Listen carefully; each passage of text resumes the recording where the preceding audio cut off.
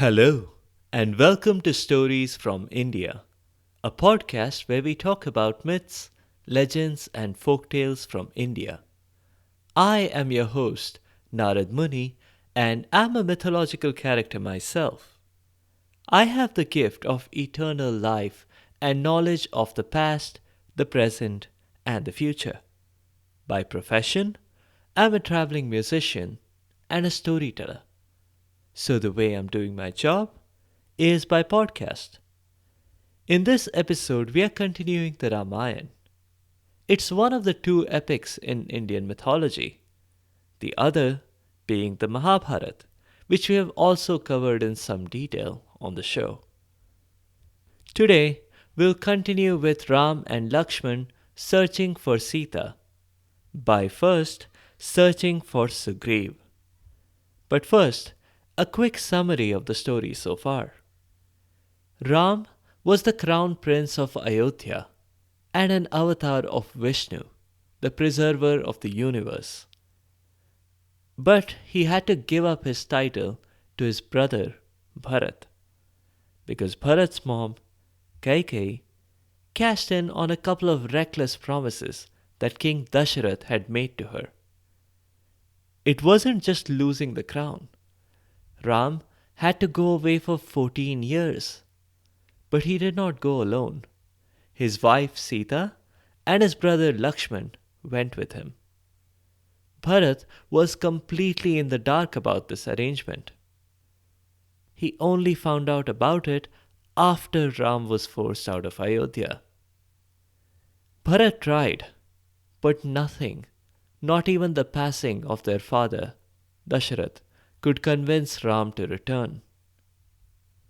In a forest which was densely populated with all kinds of monsters, Ram, Lakshman, and Sita still managed to lead a decent domestic life. All of that changed when they encountered Shurpanakha, followed by her brothers, Khar and Dushan. A bit of an unpleasant situation arose amongst them, which all ended in Shurpanakha losing her ears and nose, but her brothers losing their lives. Ravan, the brother of Shurpanakha, and Khar and Dushan, who was also the ruler of Lanka and the mega villain of this epic, took revenge by carrying off Sita when Ram and Lakshman were distracted. The brothers looked around their empty hut, but all they found was their vulture neighbor, who died right after. He was injured from having tried to stop Ravan.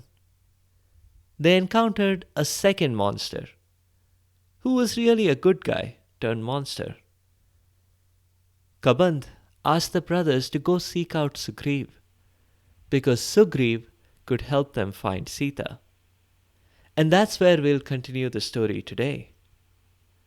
Ram and Lakshman walked along the long road towards Rishyamukha hill.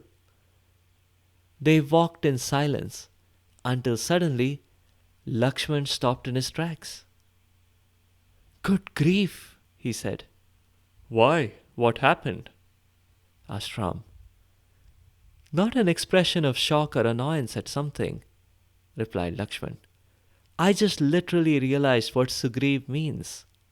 It means good grief. Su is good, and grieve as in the verb for grief." "Maybe you should have paid a little more attention in school," said Ram. "Grieve means neck. Remember Hayagriv? You should. It's another avatar of you and me, when back in Vishnu form. Besides, I don't like that expression, good grief. It's an oxymoron. How can grief be good?" There was no arguing with that, especially if you didn't pay as much attention in school as your elder brother did. "Doesn't matter what his name means," shrugged off Lakshman, even though he had been the one to bring it up in the first place. "The more important question is, why should we go to Sugriv at all?" Kaban said he would help us, replied Ram. And that's exactly why I think we should not go. Kabant was a Rakshas. Even if he claimed to be a Gandharv in his past life, he was a Rakshas now. Why should we trust him? That's a terrible remark to make, little brother. We shouldn't judge someone because of who they are. Judge them by what they do. Oh, that's easy then, replied Lakshman. Do you want me to judge him by his actions? How about his action of trying to eat us? Besides, we only have his own word that he was a Gandharv.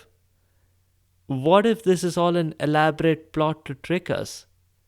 Maybe he's leading us straight to his hungry family. Sort of like ordering from DoorDash or Grubhub, except we are the food. But Ram didn't believe that. He thought Kabant had been sincere. They decided to seek an independent opinion. And conveniently, the opportunity to seek said independent opinion popped right up. They stumbled on a large settlement. Several rishis were eagerly brushing off the welcome mat, which seemed rather strange until one of them explained that they had had a heads up that Ram was heading this way. They didn't know he was bringing along a guest, but he was welcome too. Lakshman's reaction to that was, well, let's just call it unfavorable. But Ram addressed them. Thank you all, kind people, but we can't possibly visit you all. I'm afraid we must disappoint most of you. We are going to visit Shabri over there. How do you know her name? Asked Lakshman. It's printed on her mailbox. You see, Lakshman, but you do not observe. And why did you choose her? Her house looks poorer than most here. He asked Ram. For the answer to that, we must flashback. For several years, she served her guru, Matang. But then one day, when Matang was moving on to, shall we say, a higher plane of existence, Shabri asked him what she could do to be similarly elevated. He told her that one day you and I would visit her, and that is the day she must wait for. She has waited for us for several years. Every day she goes to the forest and plucks berries and fruits for us. Look, she has even made bowls using leaves. Every word Ram said was accurate. But it was more than just that. Every day, rain or shine, Shabri went through a whole routine, expecting them to arrive. The fact that they did not appear for several years did not in any way dampen her enthusiasm. She greeted them warmly, offered them berries, and in general played the thoughtful host. However, Lakshman did not play the part of a thoughtful guest. He turned his nose up at the fact that each berry had been bitten into. Ew, gross, he said. Not the sort of remark that a host likes to hear, especially if she has been thoughtful enough to taste each berry with the aim of picking only the sweet ones. You could have used a knife instead of biting into each one directly. And if you've been picking all these sweet berries, why didn't you just plant some in your yard? Then you need not have walked to the forest every day, and all the berries would have been naturally sweet. That's not how evolution works, replied Ram. You really should have paid attention in school. The same berry is first sour and then turns sweet. There is no selection of the sweetest happening here. But all that is besides the point. I am totally comfortable eating these berries, even if Shabri did bite into them. The fact that she did means that she really cares and wants nothing but the best for us. Lakshman was not convinced. But it didn't matter. Ram ignored him for a bit as he talked to Shabri. He revealed to her the 9-step project that could elevate her to a higher spiritual plane, like her guru. And elevation to a higher spiritual plane basically means reserving your spot in heaven. So, after revealing to Shabri the path to heaven, Ram asked her for the path to Rishyamukh hill.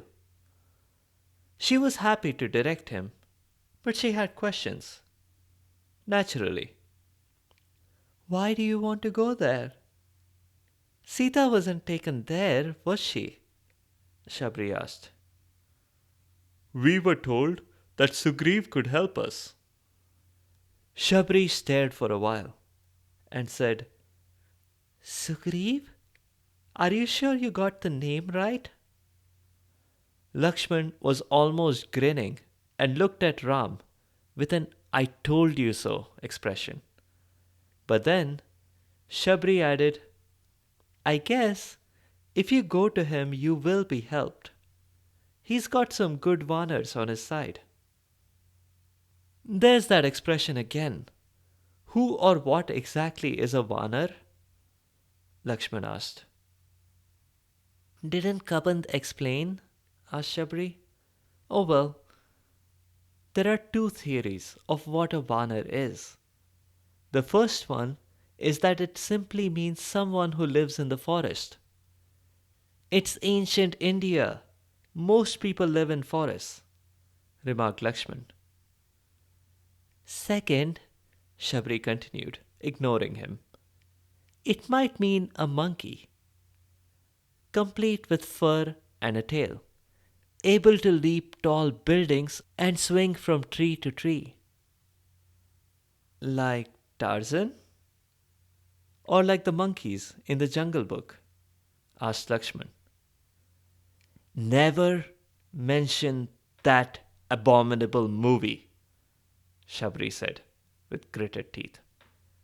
Ever, she added, for good measure. I was talking about the original movie, not the live-action remake. You gotta admit, the songs were catchy. When both Shabri and Ram glared at him, Lakshman thought it might be best to drop the topic. Anyway, Sugriv is a Vanar. He's had a falling out with his brother. Please, tell us more, urged Ram. I don't remember the details, but the whole story was in the last couple of editions of the Dandak Mirror. She went in and came back with a couple of magazines. Ram took one. The cover showed two people with substantially more hair than the average ancient Indian gentleman. They also had tails. It wasn't clear if they were ornamental or real.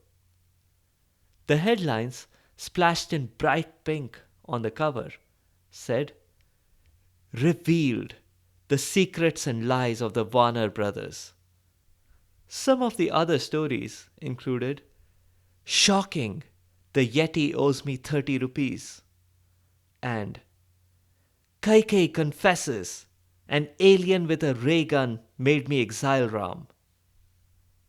Ram asked cautiously, Are you sure this is good investigative journalism? Shabri nodded. The best you can expect in ancient India. They all read the story. It went like this. We bring our readers an exclusive scoop. Our readers have been eagerly waiting on any news of the Warner brothers ever since it was reported that Vali became king of the Vanars after deposing his younger brother Sugriv, who had previously taken over the reins of government. Our correspondent relays an eyewitness account of all that went on. Readers are doubtless familiar with the situation as of last year, when Vali ruled all Vanars in Kishkinda, A reliable source reported that the trouble really started last year, right before Sugriv took control. Vali had been challenged to a fight by a passing Rakshas.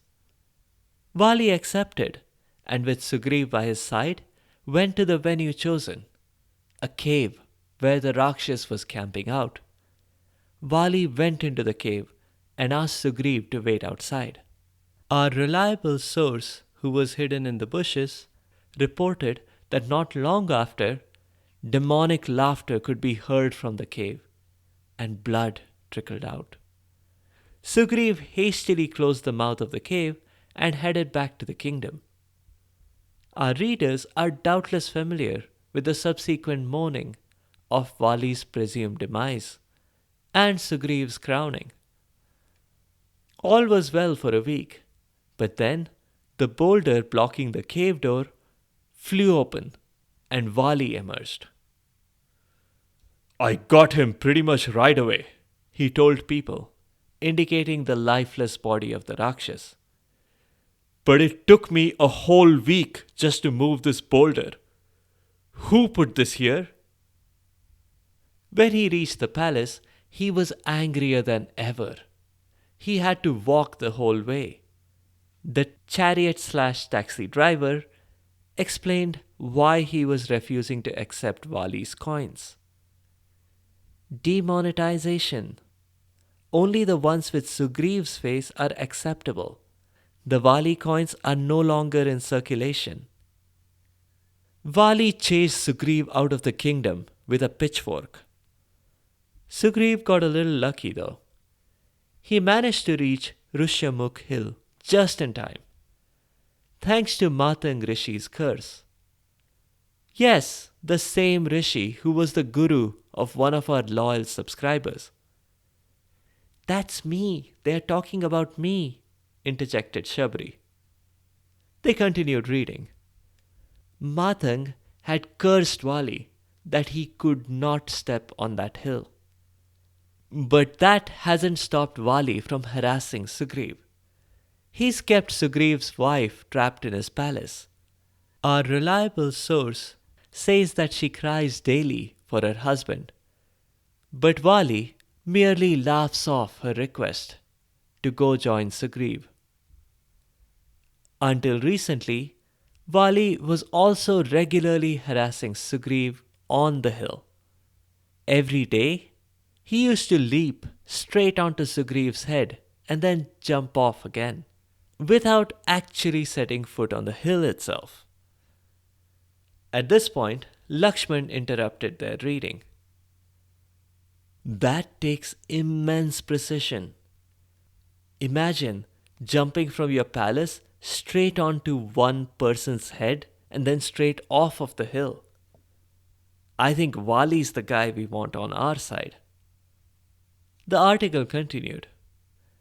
It's unknown why Vali stopped doing that. Maybe he just got tired of bothering Sugriv. Vali had doubtless bigger fish to fry. He has a superpower that allows him to drain away half of his opponent's strength and absorb it himself. And because of that, Vali has never lost a single fight. "Strike two against Sugriv," muttered Lakshman. The very next line drew a sudden sharp reaction from both Ram and Lakshman. Our readers will remember that this superpower enabled Vali to defeat Ravan after Ravan had wiped the arena floor with Sugriv. "That settles it. It's Vali we want," said Lakshman. "How can Sugriv help us? He's in a bit of a pickle himself." But Ram was adamant. "No, we must go to Sugriv." "And why is that, bro? Read the article. I'm pretty certain Sugriv meant to close the cave off when he knew perfectly well that Vali was still alive." "The reason is clear," said Ram. "Vali broke the rules of engagement. He has imprisoned Sugriev's wife. That is an unpardonable offense. Lakshman suddenly understood. The pain of Sita's loss and the fact that she was now imprisoned was clear to see in Ram's eyes. Lakshman nodded. All right, Sugriv it is. Let's go. If we move now, we can make it to Rishyamukh by sunset.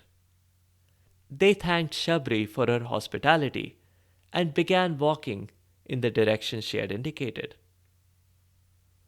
I guess we are looking for a hill that looks like the face of a rishi. Maybe. I don't remember my Sanskrit very well. Problem is, all of these hills look like a rishi's face. Here, let's ask this gentleman, said Ram. Hello, kind sir. Can you tell us where we can find Sugriv? The gentleman, who was by the side of the road, minding his own business, looked up. He had the appearance of a scholar and very sharp, intelligent eyes. You have been in the Dandak forest, I perceive, were his first words to the pair. How on earth did you know that? Exclaimed Lakshman. The right sole of your shoe has a brand of chewing gum stuck to it. It's a brand that is only sold in the Dandak forest. The chewing gum manufacturers don't export. But even if they did, the gum would have changed color if it had been eaten and thrown somewhere else. The wood you use to make one of your bows grows in a specific part of the Dandak forest only and nowhere else. But not both bows. The other bow looks like it was made at mass scale by a weapons manufacturer, specially catering to royal families. So you've been in the Dandak forest, but you're not originally from there. You were camping there. The wear and tear of the bow tells me you've been there several years. But the biggest clue of all was your I love Dandak souvenir, he said, indicating a keychain that was hanging from Lakshman's bow. Well, now that you explain it, it doesn't seem remarkable at all, said Lakshman. Anyway, we asked you for directions, and you went off in all kinds of directions. We'll ask again. We need to find Sugriv. Do you know where he is? The scholar looked at them. At this point, I'm pretty sure you're not spies for Wali. I don't think Wali's the type to hire outside help. I'll come clean. I'm Sugriv's minister. We saw you coming from a distance and decided that it made sense to check you out, up close and in disguise. In disguise? Asked Lakshman. You don't seem to be in disguise. You look like a perfectly normal human being. And that is my disguise, said Sugriv's minister. You know how Clark Kent is Superman's disguise? Well, this is mine. With that, the scholar transformed himself into a Vanar. His body was covered in fur and he had a long tail. But his eyes were the same sharp and intelligent eyes they had seen on the scholar. Pleased to meet you, he said. I am Hanuman. That's where we'll leave it. Hanuman is going to play a crucial role in the rest of the epic, but we'll cover all of that in future episodes. Some notes on the show. Wali's superpower is an interesting one. It makes him invincible, practically, but only when Wali is aware of who or what he's fighting. Maybe it doesn't work against diseases or old age or a stab in the back.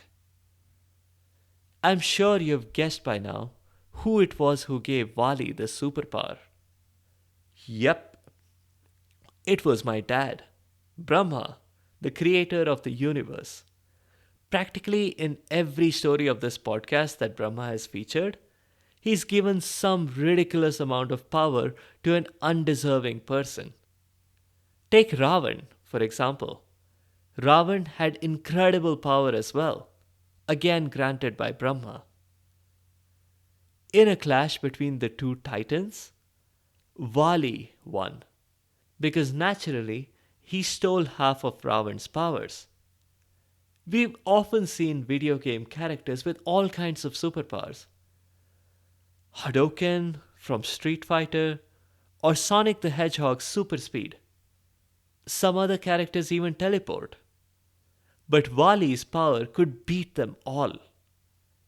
Everything would have been fixed quickly if Wali had only used his powers for good. Some previous Ramayana episodes are linked in the show notes. Do check them out. Wali, especially, was Character of the Week in episode 21. That's all I have for this week. In the next episode, we'll do a folk tale again. This one's from South India, and it features a girl raised by eagles and born, of all things, from a mango. If you have comments or suggestions, or if there are particular stories you'd like to hear, please do let me know by leaving a comment or a review on the site sfipodcast.com or tweet at sfipodcast. You can also find me on Instagram and Facebook. Be sure to subscribe to the show to get notified automatically of new episodes. A big thank you to each and every one of you for your continued support and your feedback. The music is from purpleplanet.com. That's purple-planet.com. I'll see you next time.